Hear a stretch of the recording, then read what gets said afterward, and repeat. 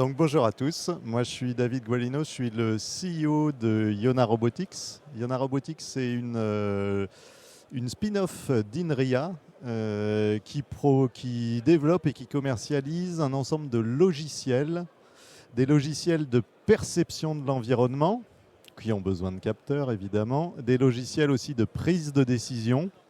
Et ces logiciels, ils sont conçus pour être embarqués dans des robots mobiles pour leur permettre de naviguer de manière sûre et autonome dans des environnements complexes. Voilà, je pense que j'en ai déjà dit pas mal. C'est la parole à Thomas. Thomas, si tu veux te présenter. Oui. Oui, c'est ça, Thomas. Bonjour à tous. Donc moi je suis le directeur commercial et country manager de Stemmer Imaging France.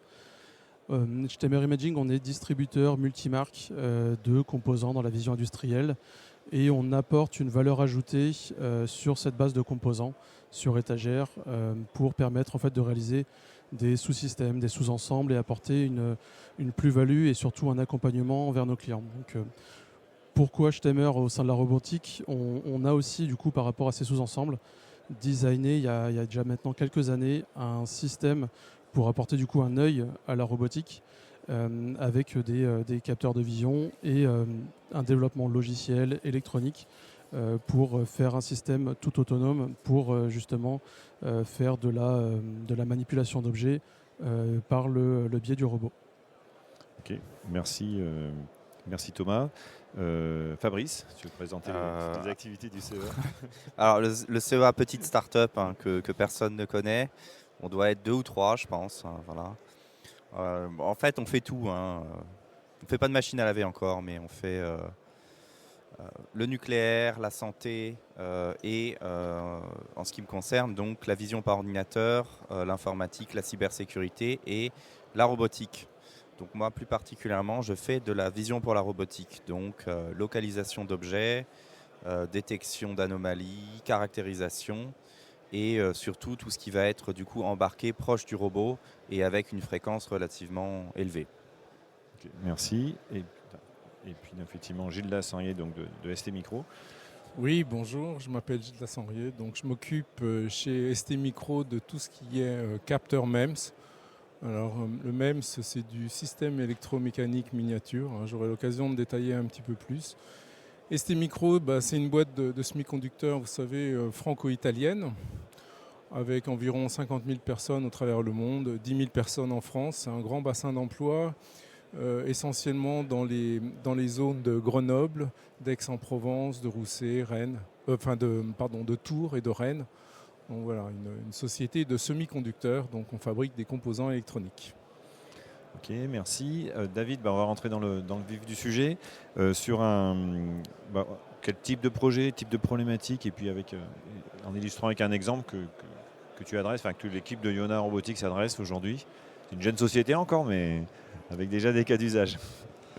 Ouais, on est une jeune société, donc d'une manière générale, nous on aide les fabricants de robots à adresser des applications un peu plus larges que ce qu'ils adressent aujourd'hui.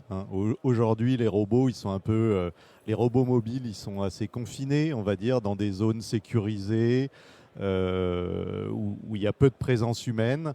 Dès qu'on veut aller dans le vrai monde, c'est souvent une problématique. Donc nous, on les aide à doter leurs robots de cette capacité à évoluer dans des environnements complexes. Donc en environnement extérieur, on va dire, c'est être capable d'évoluer sur des sols non plats avec des conditions météo défavorables, par exemple neige, poussière. Et en environnement intérieur, c'est tout ce qui est environnement évolutif, dynamique, présence humaine. Voilà, donc aujourd'hui, on est en contact avec un certain nombre de fabricants de robots qui font face à ces problématiques-là. Ça peut être des robots d'extérieur qui fonctionnent bien sur un sol plat, mais dès qu'il y a du dénivelé, ça fait des faux positifs en robotique. Donc il faut avoir une bonne perception de l'environnement, c'est vraiment la clé en robotique. Et puis en environnement intérieur, voilà, on aide typiquement des fabricants de robots qui sont aujourd'hui plutôt des fabricants de chariots qu'on pousse à la main et qu'on veut automatiser, par exemple, dans des environnements hospitaliers, pour citer cet exemple-là. Donc des environnements dans lesquels il y a des patients, il y a des professionnels qui évoluent. Donc il faut être capable de gérer à la fois la sécurité, l'acceptation sociale. Donc c'est toute la force de nos logiciels d'être capable de faire ça. Ok, merci. Thomas, chez STEMR Imaging, en termes de type de problématique et au travers d'un ou deux exemples, ce que vous avez l'habitude de traiter. Oui, en fait, nous, l'objectif principal, c'est et je pense pour beaucoup de personnes, c'est de pouvoir démocratiser un maximum la robotique. Je pense qu'il y a de ça et pas très longtemps, le robot, on va dire, est quelque chose qui fait peur de se lancer dans la robotique si on n'a pas les compétences, si on n'a pas les équipes, la synergie au sein des différentes équipes dans l'entreprise. Et on s'est donné comme objectif justement, c'est de démocratiser, de simplifier quelque chose qui reste complexe en permettant de ne pas rentrer dans des lignes de commande très difficiles, on va dire avec un savoir-faire spécifique. Donc on est rentré dans un système de paramétrage avec des choses très ouvertes, c'est-à-dire qu'on n'est pas fermé avec un robot parmi tant d'autres. Si une entreprise a déjà des accès via des marques de robots, on n'est pas fermé. Pareil pour la technologie d'acquisition, ça peut être des choses très simples avec des caméras 2D du marché comme on connaît, ça peut être des caméras 3D, ça peut être plusieurs caméras. Donc voilà, c'est vraiment de démocratiser, de simplifier. Et on a des cas d'usage, par exemple, dans différents marchés. Un cas qui est relativement récent, où on devait faire un dévraquage de pneus qui arrivent dans un camion en vrac, et on devait les ranger par taille dans un système de chaînage, donc vraiment une orientation de pneumatique pour justement pas qu'ils tombent et qui restent bien stables. Donc la problématique principale, c'était que le camion arrive à quai, donc en extérieur, donc on a pas mal de contraintes d'un point de vue luminosité, donc on se doit d'avoir une expertise et une exigence au niveau de l'acquisition pour justement permettre de faire une acquisition propre, d'avoir des datas exploitables très fiables, et après justement le suivi, l'accompagnement projet pour faire ce système-là avec des équipes. Voilà, on peut pas qui ne pouvait pas se permettre justement de faire du développement robot, du développement software, et du coup on avait cette partie apprentissage et paramétrage de l'applicatif. Donc c'est ce genre de choses, on va dire, des complexités sur lesquelles on se heurte de plus en plus, c'est rendre simple quelque chose qui au final est quand même assez complexe dans sa globalité, de l'acquisition jusqu'à la mise en place du système. Okay, merci. Fabrice, donc du côté du CEA, donc type de projet, type de problématique, et puis avec quelques exemples qu'on avait un petit peu évoqués ensemble. Alors, effectivement, ce que vient de dire mon collègue de STEMR résonne, parce que nous, on fait justement le développement software et le développement robot qui sont associés. D'ailleurs, on utilise les capteurs de STEMR Imaging pour le faire. Et en général, les gens viennent nous voir au CEA parce qu'ils ont essayé, et avec les solutions du marché, ils n'y arrivent pas. Donc, ils ont besoin de quelque chose qui s'approche de la R&D ou de la recherche pure. Donc, ils ont besoin qu'on aille chercher vraiment au fin fond de l'état de l'art et vraiment des problèmes durs. Donc, en particulier, un projet dont je peux vous parler, c'est du démantèlement nucléaire. Donc là, c'est vraiment, on a un flux de déchets. On ne sait pas ce que c'est des poubelles, grosso modo, on vide.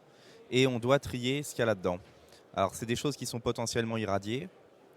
Donc, hors de question d'avoir des opérateurs dedans. Et en plus, c'est déformé, c'est oxydé, c'est sale, voilà. Et donc, dans ce projet, on a été obligé de coupler de la perception 3D et de la perception hyperspectrale, et tout ça en temps réel, donc en déployant un système fait maison.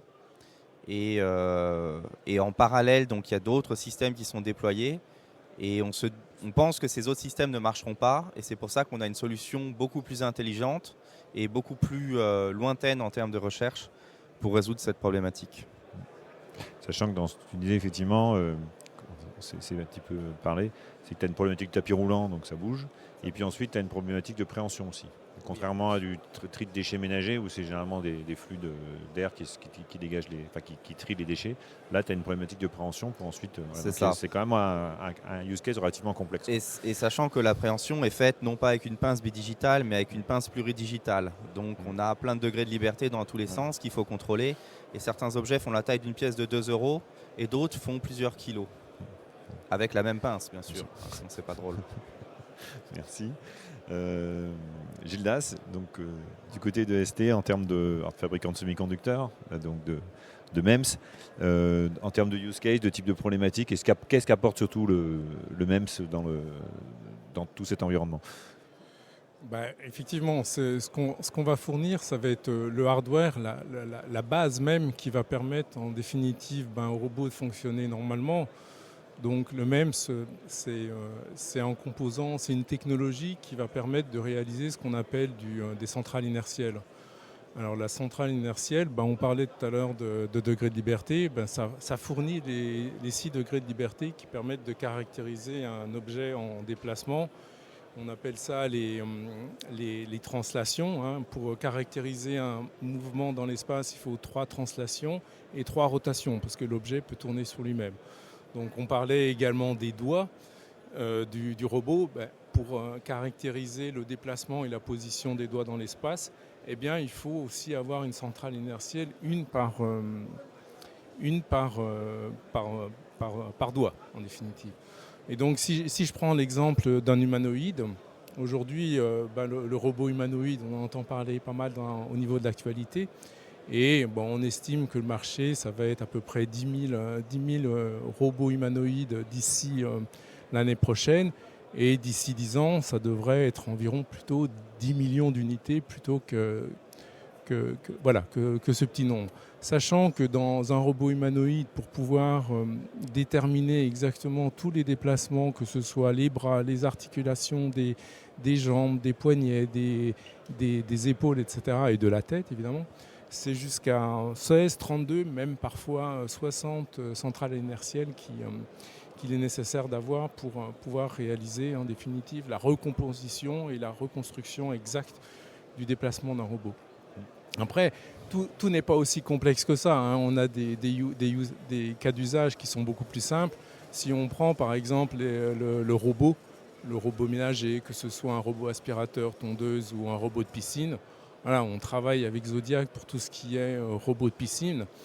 La centrale inertielle va permettre en définitive de s'assurer que le déplacement au fond de la piscine est parfaitement linéaire, que le nettoyage va se faire sur toute la surface de la piscine, mais qu'on ne va pas passer plusieurs fois au même endroit.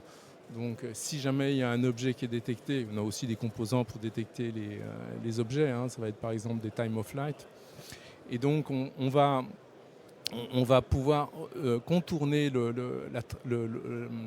l'obstacle, mais l'objectif c'est de retourner dans la bonne direction et de reprendre un déplacement linéaire. Donc ça c'est vraiment le propos de la centrale inertielle. Après au niveau robotique, on a aussi des cas d'usage qui sont nombreux. Ça sera des spécifications différentes parce que le bras de robot qui fonctionne dans une usine pour réparer une voiture, pour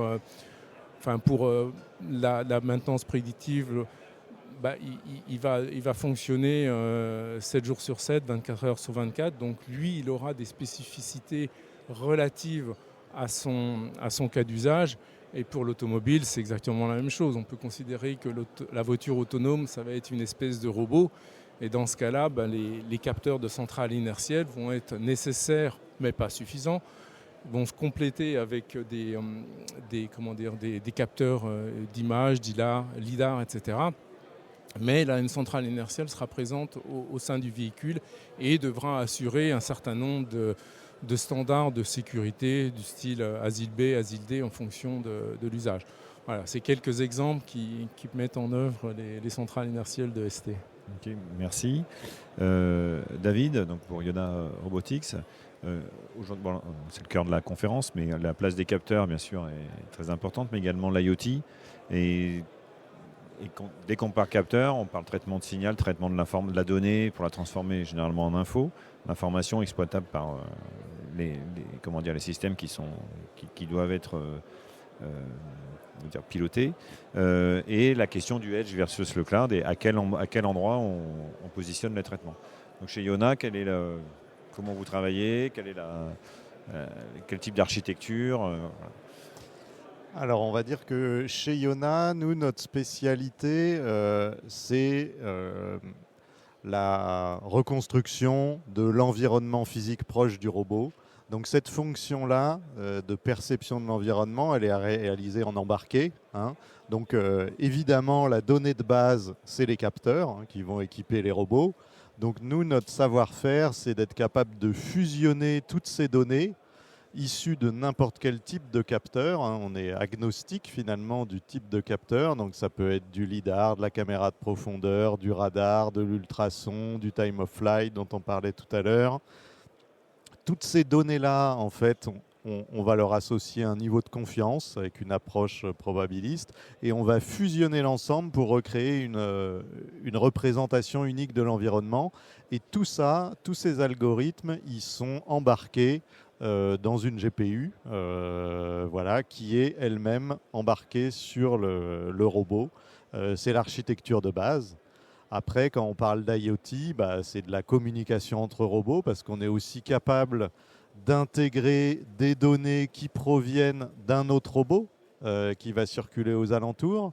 Donc, et on va fusionner cette donnée également avec le reste des capteurs qui sont embarqués sur le véhicule. On est capable de prendre de l'info qui est présente dans l'infrastructure, parce que ça va permettre finalement, si on a des capteurs qui sont déployés sur l'infrastructure, ça va permettre d'élargir le champ de vision des robots, qui est évidemment limité à ce que donnent ces propres capteurs qui sont embarqués. Donc, voilà, la communication inter-robots, c'est quelque chose qui se fait aussi.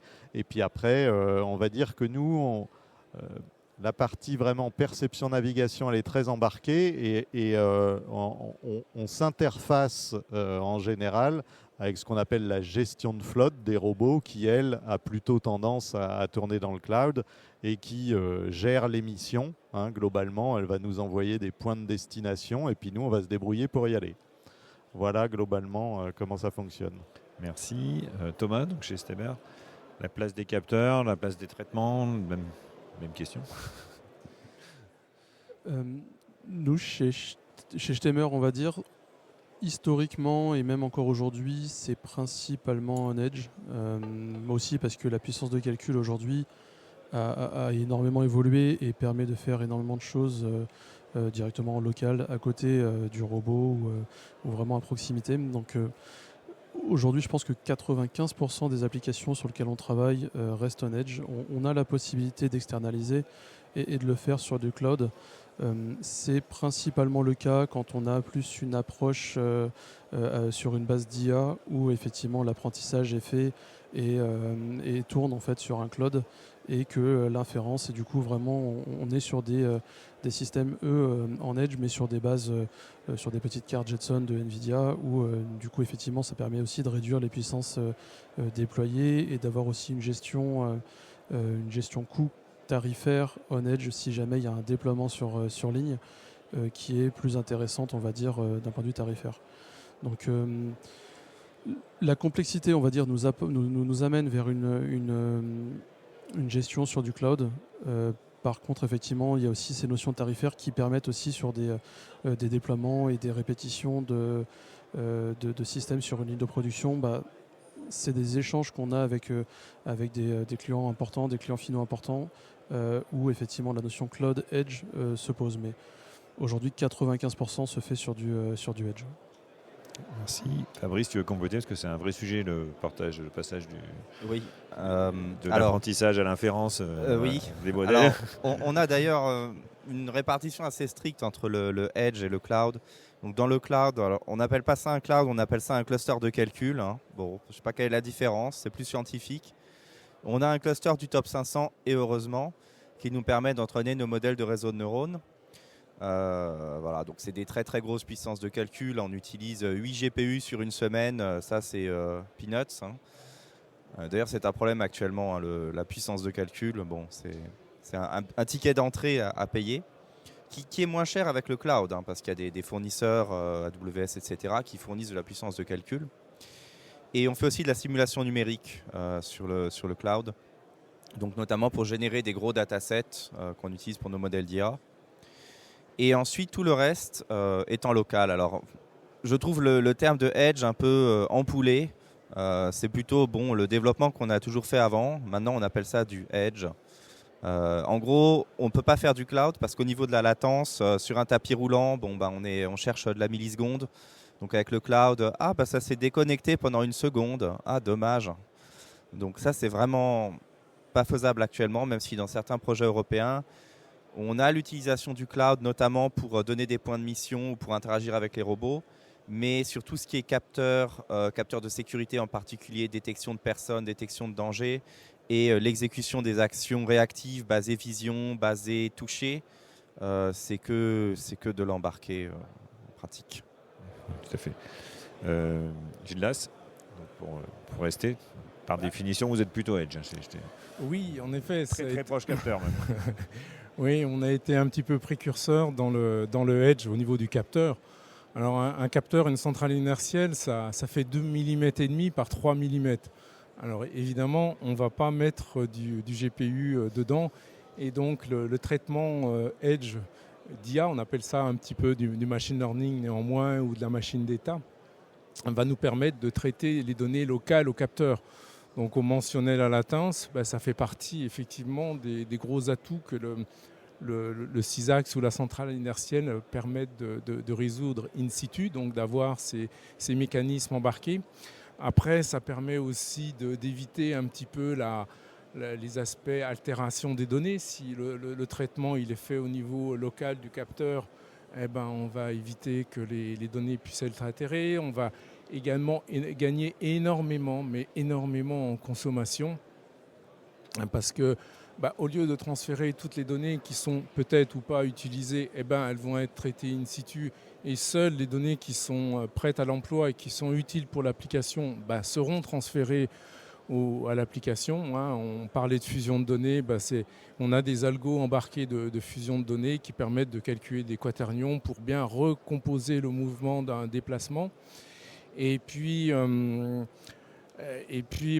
dirais que tout ce qui est bande passante, mémoire de traitement, si la donnée peut être traitée localement et prête à l'emploi, c'est un atout. Et puis, ce que j'avais envie d'ajouter également, c'est que la centrale inertielle a un gros atout par rapport à tout ce qui est imageur. Disons qu'elle est complémentaire parce qu'elle permet en définitive de s'assurer dans un mouvement dynamique du déplacement. Par exemple, un GPS ou un GNSS va intégrer une centrale inertielle parce que le GPS va faire l'acquisition à une fréquence, mettons, de maximum de 10 fois par seconde, et la centrale inertielle permettra, entre chaque échantillon, de savoir comment le mouvement a été décomposé. Donc, pour les fonctions dynamiques, la centrale inertielle est très utile.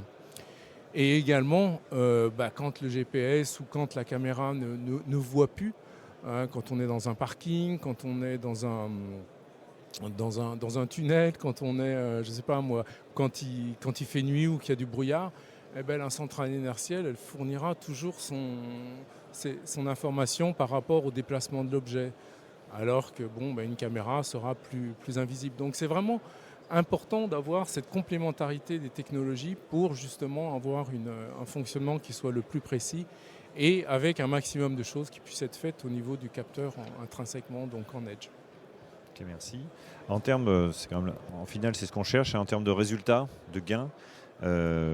Donc résultats soit obtenus, soit recherchés, parce que dans certains cas, les choses ne sont pas complètement finalisées. David, chez Jonas, qu'est-ce que vous arrivez avec la techno que vous proposez, la solution que vous proposez, qu'est-ce que vous arrivez à obtenir comme gain aujourd'hui, comme résultat? Alors, les gains, finalement, c'est plutôt pour nos clients. Quelle valeur on va apporter à nos clients?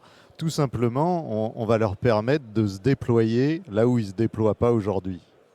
C'est ça le gain principal. Donc, c'est finalement de décupler leur chiffre d'affaires. finalement, aujourd'hui, c'est ce que je disais au début, la robotique mobile, elle est un peu limitée aux environnements fermés, contraints. Si on se libère de cette capacité à évoluer dans et qu'on se dote de cette capacité à évoluer dans des environnements dynamiques avec présence humaine, tout d'un coup, le terrain de jeu des robots, il fait x10, il fait x100.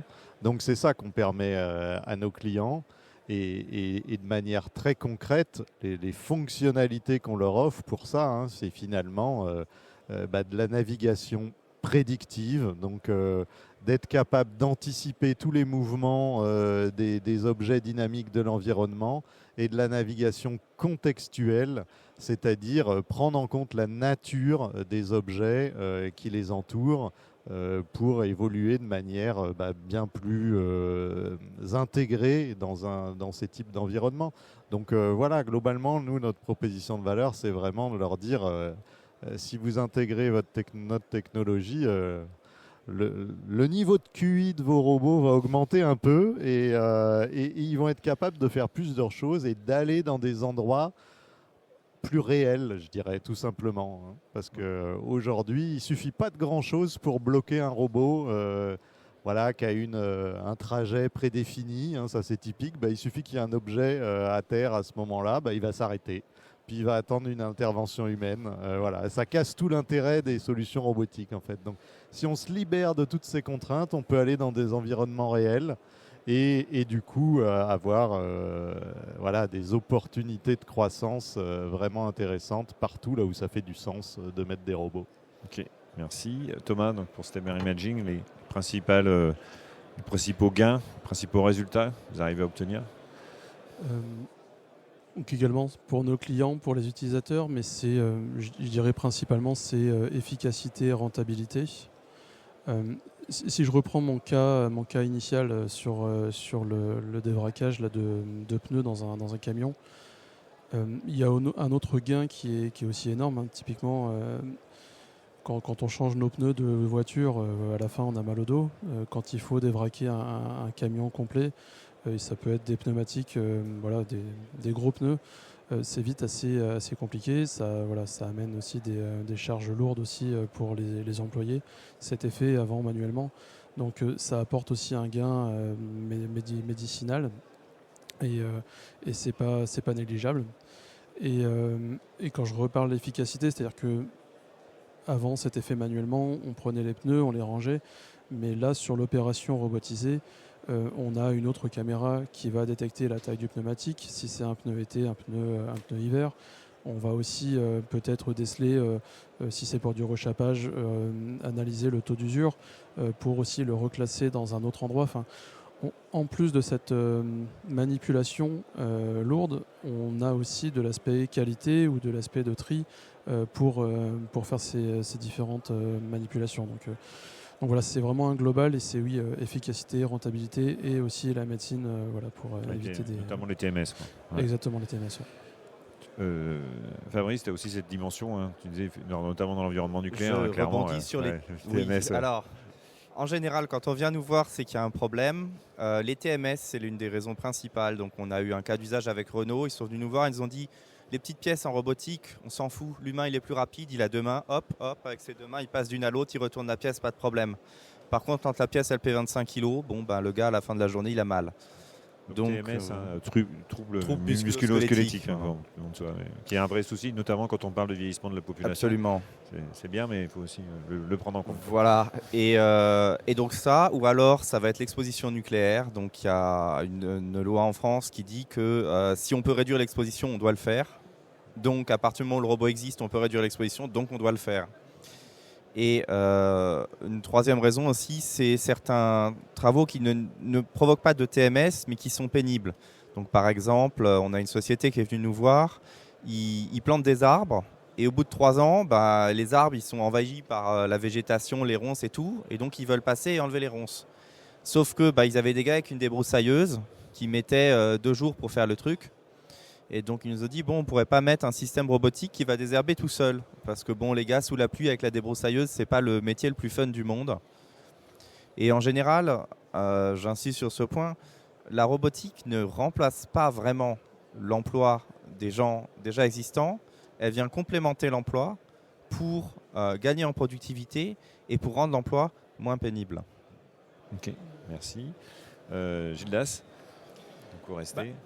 Disons que le gros atout de la centrale inertielle et des composants qu'on va fournir, c'est de permettre de pouvoir répondre à des besoins en robotique qui vont du petit robot aspirateur dont on a parlé tout à l'heure jusqu'à des robots de type, on va dire, drone pour l'agriculture, pour le suivi de l'agriculture, pour la stabilisation d'une aile volante, pour déterminer un petit peu son parcours et s'assurer qu'elle va bien revenir à l'endroit initial, parce qu'elle reviendra, elle.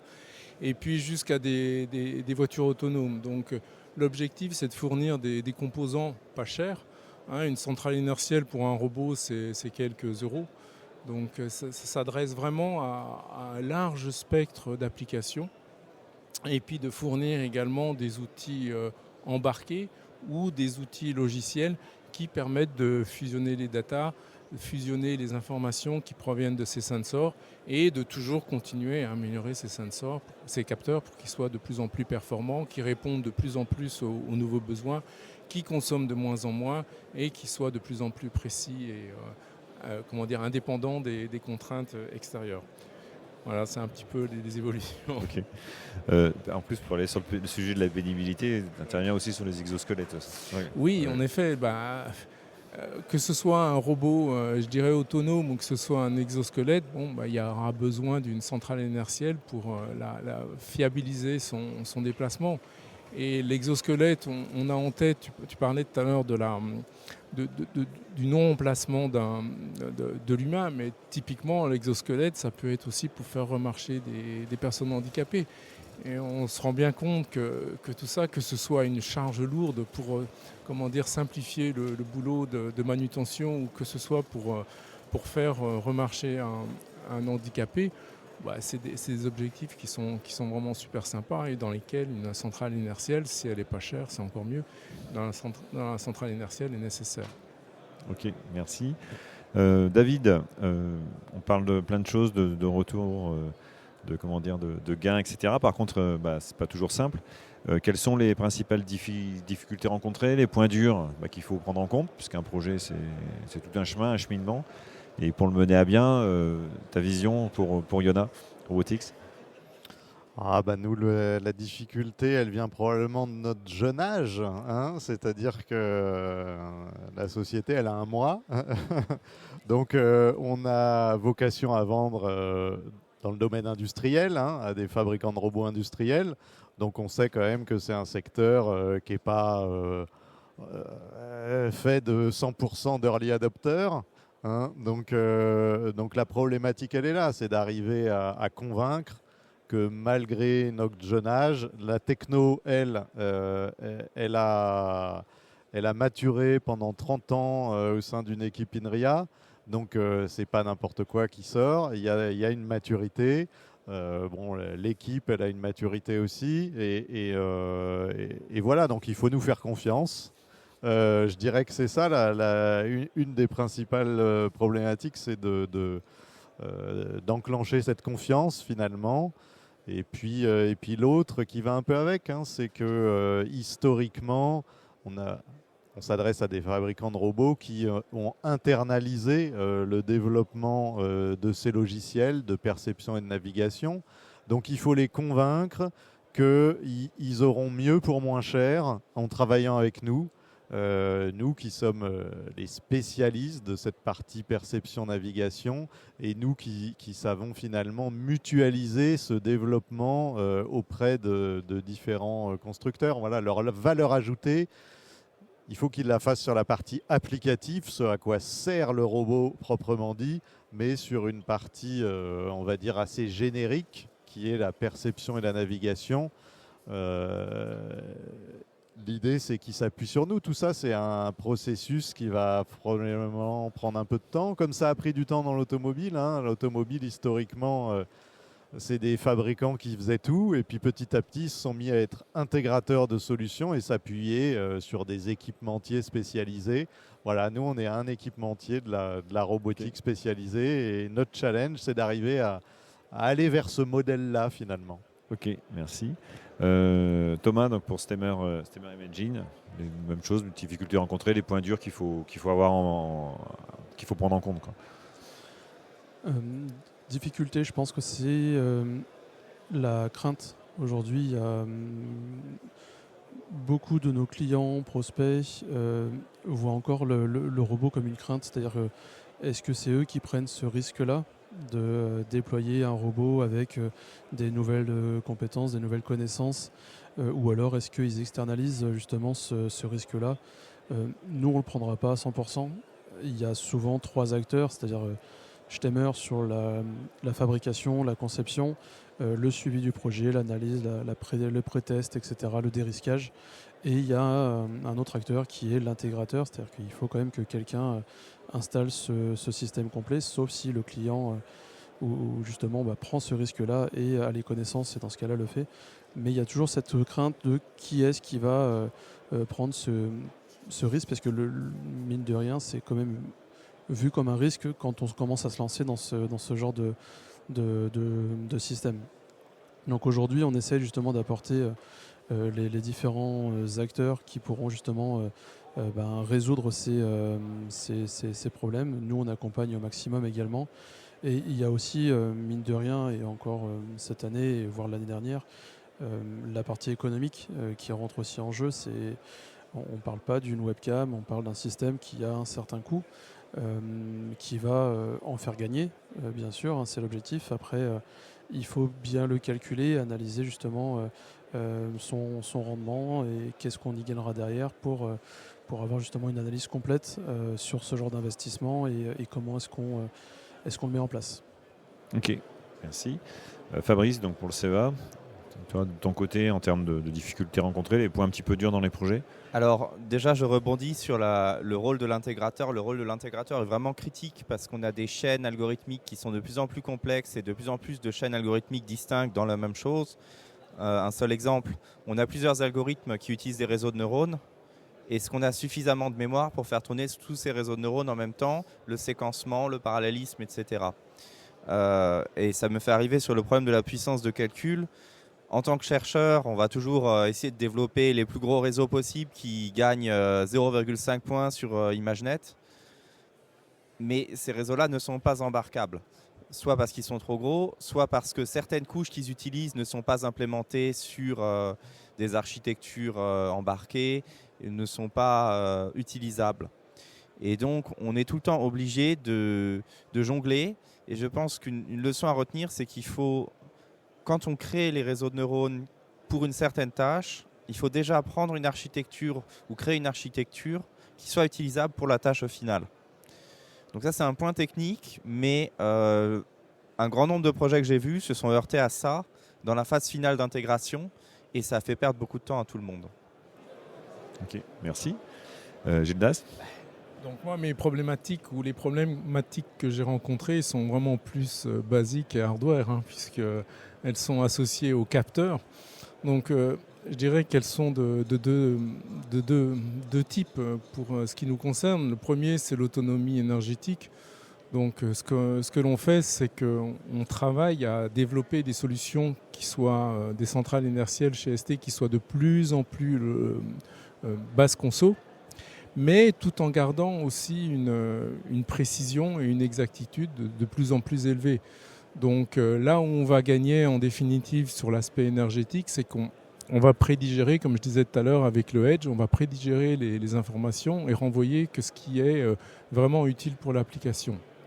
Et puis pour les capteurs et la précision, ça c'est une continuité sans fin, je dirais, c'est de fournir des capteurs qui soient toujours beaucoup plus précis, beaucoup plus exacts, qui embarquent également des fonctions de diagnostic, d'autodiagnostic, pour justement permettre que quand le robot il va se déplacer en utilisant les informations de la centrale inertielle, il soit sûr que les informations n'aient pas été altérées, qu'elles soient exactes, qu'elles soient précises, qu'elles n'aient pas varié en fonction de X ou Y paramètres. Donc voilà, c'est grosso modo les deux parties majeures de ce qui nous concerne. C'est un, la consommation, et deux, la précision. Merci. On arrive bientôt à la fin de cette table ronde. Donc il nous reste moins de 5 minutes. Donc je vous propose très rapidement, en 1 minute chacun, de dire un petit peu quelles sont aujourd'hui vos prochaines étapes, vos gros projets, les grandes tendances que vous voyez, en étant très concis. Merci. David. Alors, les prochaines étapes, elle est essentiellement, j'en reviens un peu aux difficultés de jeunesse. Hein. C'est nous faire nos preuves, trouver, concrétiser avec des clients, parce que trouver, en fait, on en a plein dans le pipe. Mais maintenant, il faut signer des premières commandes et puis se lancer et faire nos preuves sur des vrais déploiements. C'est ça qui nous attend. Ok, merci. Thomas, pour Stemmer. Oui, prochaines étapes, pareil, on a des marchés qui sont très forts aujourd'hui, qui sont le médical, l'agroalimentaire, aussi sur l'IA avec beaucoup de choses dans la sécurité. Donc on continue sur ces marchés-là. On a aussi fait un pari et on a misé depuis maintenant presque 10 ans dans la robotique avec ce système que d'ailleurs vous pouvez voir sur notre stand. Je fais un peu de pub aussi. Mais voilà, donc on continue sur ces marchés porteurs. Les clients nous font confiance, donc on continue dans cette voie-là. Et on a voilà, d'autres événements qui vont arriver où vous pourrez venir nous voir dans différentes régions, différents pays. Ok, merci. Fabrice, côté du CEA. Alors nous, c'est clairement la transition vers les gros modèles. C'est-à-dire que pour le moment, la robotique, c'était de la robotique programmée. Maintenant, on veut de la robotique par démonstration, de la robotique intelligente. Et ça nécessite de déployer des modèles de type VLM, VLA, modèle d'action. Mais ces modèles ne sont pas bons et ils ne sont pas fiables, c'est-à-dire ça marche à 60-70%, donc il faut les superviser. Et tout cet aspect confiance est encore à développer et on travaille dessus au jour le jour. Ok. Côté ST, la roadmap. Oui, je l'ai évoqué un petit peu tout à l'heure en disant que les principales choses à améliorer, à continuer à perfectionner, c'est les alimentations, c'est la consommation, je veux dire, c'est la précision. Et puis tu parlais de puissance embarquée, c'est aussi un des vecteurs sur lesquels on travaille. Donc on a embarqué aujourd'hui, c'est du petit processing, hein, c'est pas encore une fois du GPU, mais néanmoins on embarque du processing qui permet de faire de l'intelligence artificielle embarquée au niveau du capteur, donc dans cette petite zone de surface de 2,5 par 3 mm. Donc voilà, c'est essentiellement les grands challenges. Ok, merci à tous. Alors je vous propose, on arrive à la fin de cette conférence, c'est effectivement, si vous souhaitez interagir avec les différents participants, effectivement venir nous voir. Vous êtes aussi présents tous, vous avez tous un stand, donc je vais vous laisser simplement donner non, pas toi, c'est vrai, votre numéro de stand. Donc David. Ouais. Iona Robotics, venez voir notre démonstrateur hein, pour ceux que ça intéresse. C'est le stand 222, stand Coboteam de l'autre côté dans le côté ouest. Ouais. Côté est. Voilà, c'est ça. Côté est. Thomas pour Stemmer. Si vous allez voir du coup Iona, on est juste à côté, le O224. Ok. Et puis côté ST. Alors on est de ce côté là-bas aussi. J'ai vu tout à l'heure le stand Iona, donc on n'est pas très loin. ST Micro, c'est quand même un gros stand et il y a aussi effectivement des partenaires qu'on héberge pour montrer un petit peu aussi cette volonté qu'on a de collaborer avec des startups. Ok. Et puis Captronic, on est juste à côté, le E416, si vous voulez des projets, vous voulez échanger, etc. N'hésitez pas. Merci à tous. Merci. Et puis bonne continuation dans vos activités et puis pour ce salon.